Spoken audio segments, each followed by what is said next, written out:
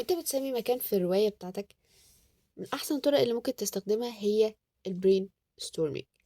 خليني اوريك تعملها ازاي. لو انا دلوقتي مكان مثلا بيتكلم عن الساحرات والرواية بتاعتي فانتازيا، فهبدأ افكر كالتالي: هكتب الفكرة الرئيسية عندي في النص، بعد كده ابدأ اطلع منها اسهم فيها كل الافكار اللي عندي بخصوص الموضوع ده في الرواية.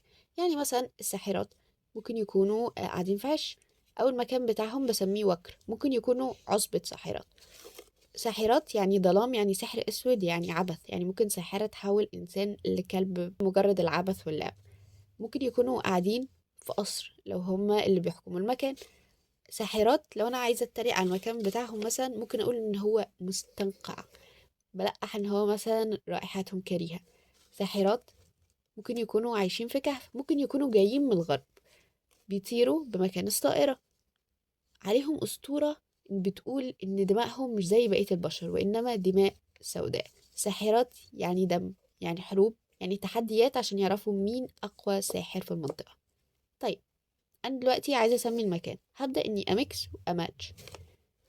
فممكن نسمي المكان مستنقع الساحرات، عش ذوات الدم الاسود، كهف ساحرات الغرب، وكر المكانس الطائرة. مش شرط ان الاسم ده يكون الاسم الرئيسي، يعني لو الاسم الرئيسي مثلا كهف ساحرات الغرب، ممكن يكون الناس بتسميه ما بينهم ما بين بعض وكر المكانس الطائرة كنوع من انواع التريقة يعني. لحد هنا تمام. في حاجة تانية بقى عايزاك تلاحظها: في الأماكن العادية أنت مش هتحتاج ده تبذل المجهود ده كله. لو روايتك مثلا رومانسية موجودة في أرض الواقع وكده، تحاول يعني تخلي ليه علاقة بالموقف أو يدي الفايب دي. يعني دلوقتي لو البطل بيحب البطلة فهو هيوديها مطعم، فما ينفعش مثلا مطعم يبقى اسمه كابوريا يعني، لازم يكون أكيد عامل مجهود.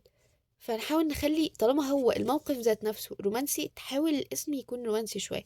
فهيكون مثلا اسمه مطعم القمر، أو أي حاجة ليها علاقة. ممكن يكون المطعم على نفس اسمها لو هي اسمها قمر مثلا، أو الدلع بتاعها، أو أيا كان. يعني حاول تبين المجهود.